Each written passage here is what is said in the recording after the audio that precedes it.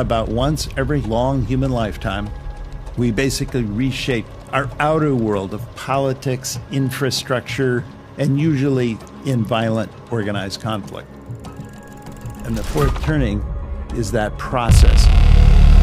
In order for that to happen, there has to be a very, very high level of fear. If that event needs to happen for us to get in line, where are we at right now? We don't realize how close we are. We live in a country that is so split. One end has to come out on top.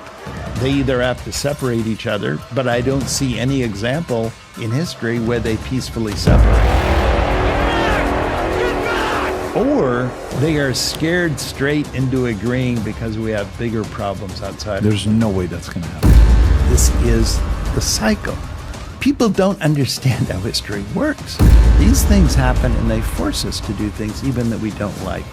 It doesn't work because it goes in the way you want it to go.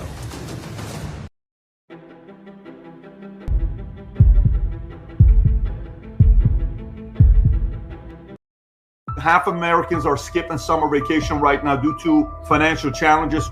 2/3 of Americans are falling behind in their bills. Jobs report came back. Unemployment, the highest it's been since 2021.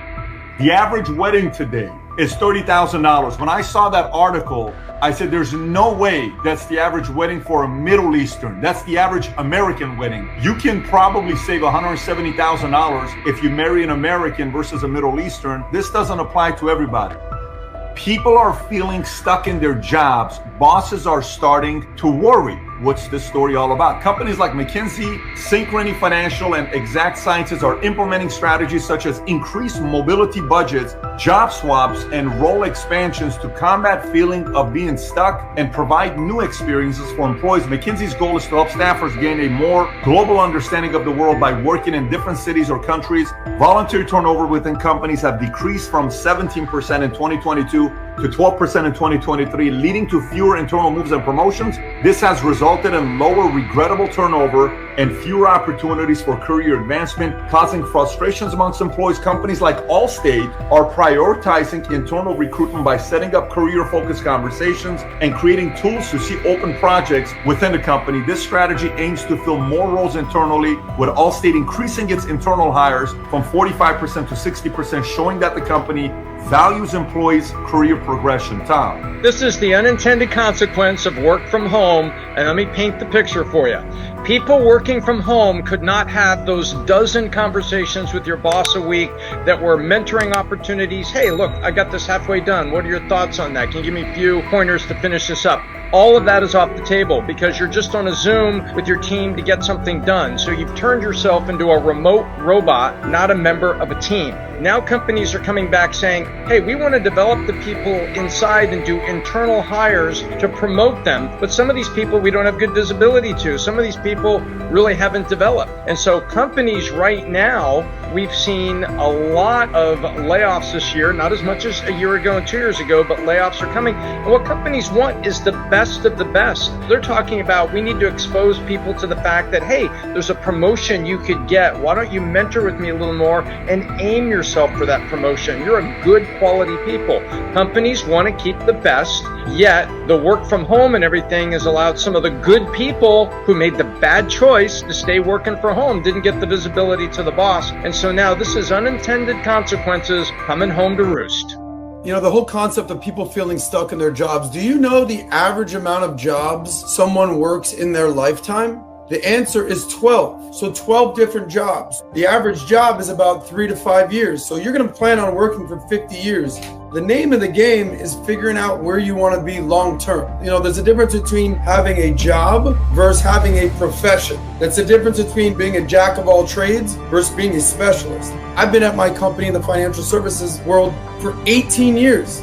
Most people don't spend more than 5 years at a job. They go from job to job. They're moving for a better paycheck, better opportunity. People want a work-life balance. I want the perfect work-life balance. Well, Pat, you talk about this all the time. If you want success in your life, buddy, forget about a work-life balance. You better work. You know, the way that I operate is I like doing the Pareto principle, which is the 80-20 rule. 80% of my life I spend working, reading, strategizing, improving. And then 20%, yeah, I'd like to enjoy life a little bit.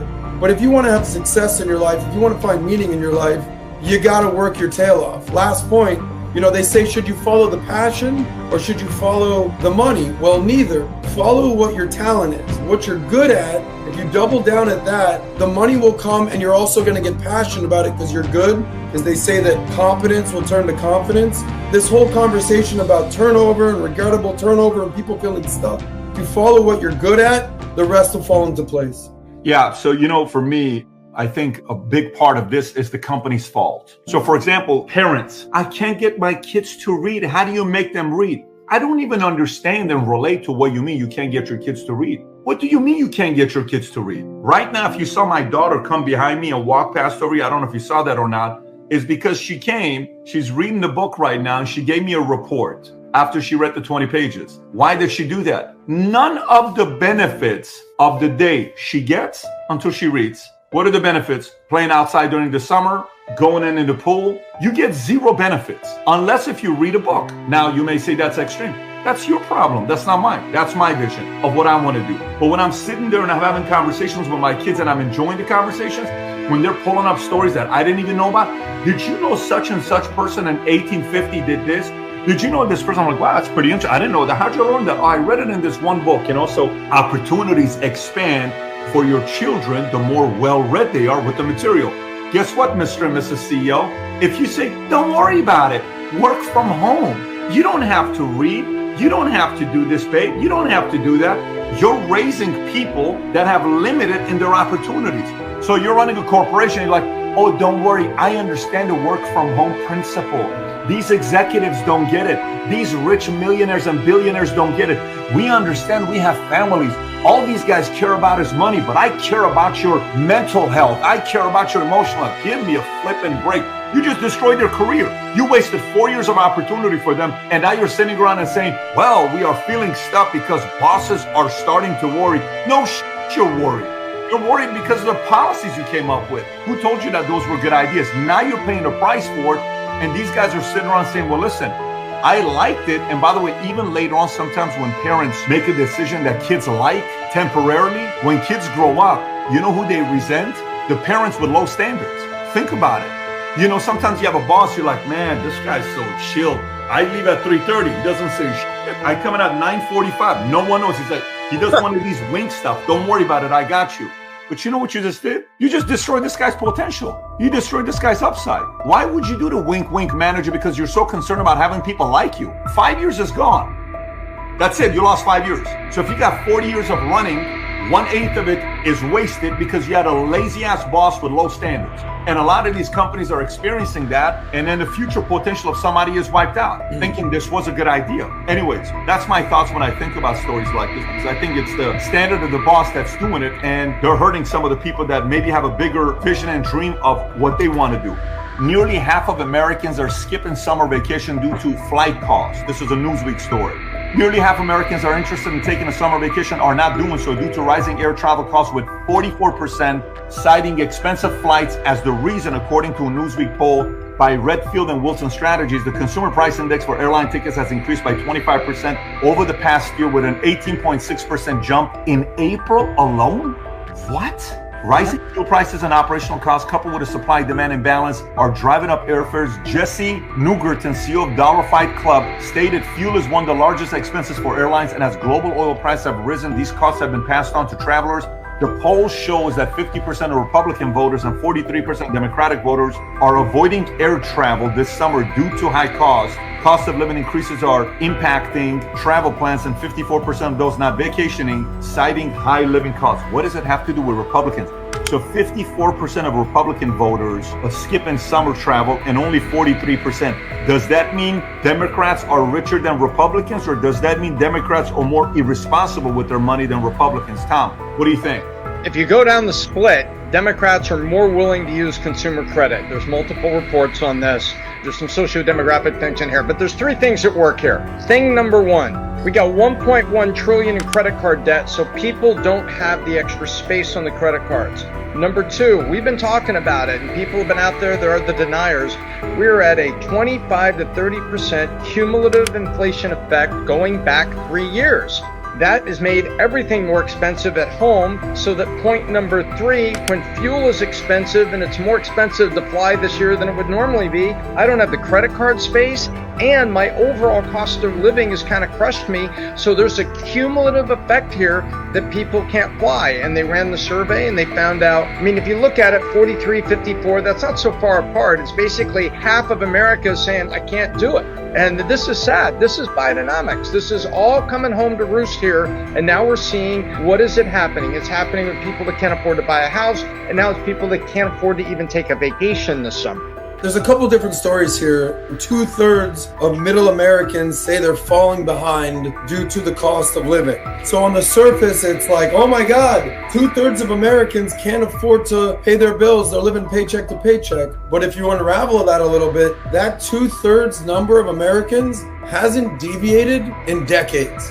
The top Americans, the top 10% are going to be fine. They're making $250,000, $500,000. Some of those people are still somehow living paycheck to paycheck, cost of living, but they're okay. The bottom 20%, I mean, the welfare state, they're not going anywhere on vacation. Maybe they're going to the beach if they're lucky, or their local lake. But the mass proportionality of Americans, 2/3 of them, live paycheck to paycheck. This was true under Bush when he gave the stimulus checks during 2008. This was true during Obama. This was true during Trump. It's true during Biden. It's also unfortunately going to be true when Trump retakes the White House, most likely. What's my point? These are the moves that you're going to have to make if you're an American that you actually want to get ahead. Maybe you don't go on that vacation this summer. Maybe instead of going to Europe or going to Paris or going to London or going to Ibiza, you stay in America, bro.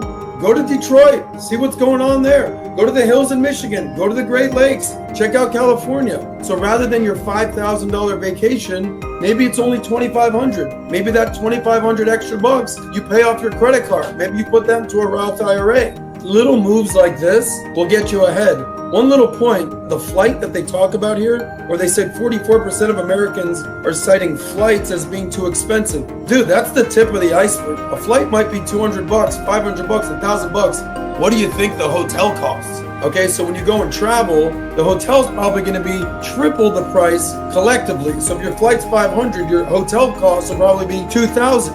These little things here are little moves you can make, are things to get ahead. Then you have this story about a wedding costs $30,000. People are saying, you know what? Forget a $30,000 wedding. Let me try to do a $3,000 wedding. In the short term, it might suck, but in the long term, when you're debt free, when you save money, and you actually have now 10 grand, 20 grand, 50 grand to travel, you'll thank yourself a few years later. I think I learned a lot, why Adam's having a hard time with marriage, because it's expensive. If I read it correctly, what Adam just said is, babe, if we get married, I'm going to take you on our honeymoon to Detroit. And we're going to have a great time. Our wedding will be a $3,000 shotgun wedding at a local church synagogue here in, Israel. I'm sorry, Boca Raton.